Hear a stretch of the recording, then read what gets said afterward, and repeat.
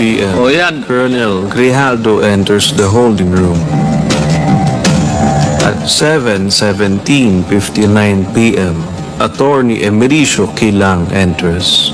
At 7:11 p.m., Attorney Rotsiv Comigat enters. At 7:19 p.m., Congressman Dan Fernandez enters.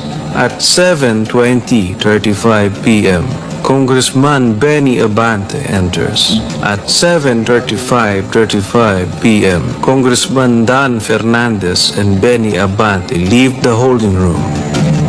At 7:36:14 p.m., Colonel Grijaldo exits with Attorney Quilang and Attorney Comigat.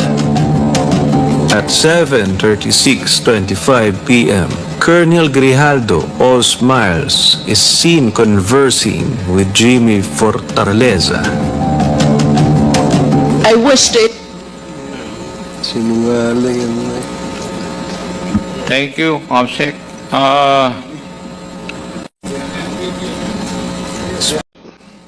The next statement is that I felt that they wanted to convince me to do what they wanted me to do.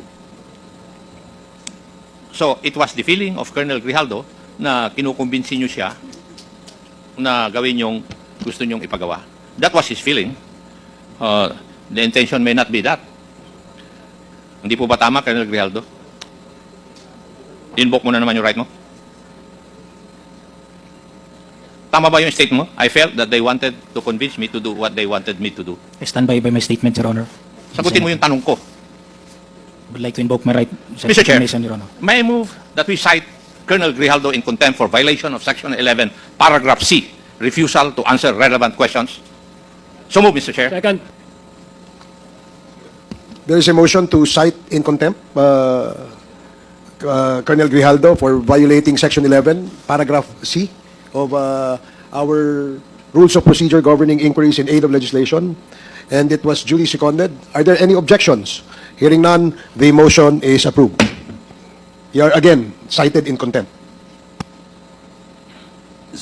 Mr. Chairman, Is Congressman Akop done with this interpellation? Mr. Chair, my motion needs another motion from any member of this committee because we have to determine where what is the duration of his penalty and where he would be incarcerated. Mr. Chair. Is there any motion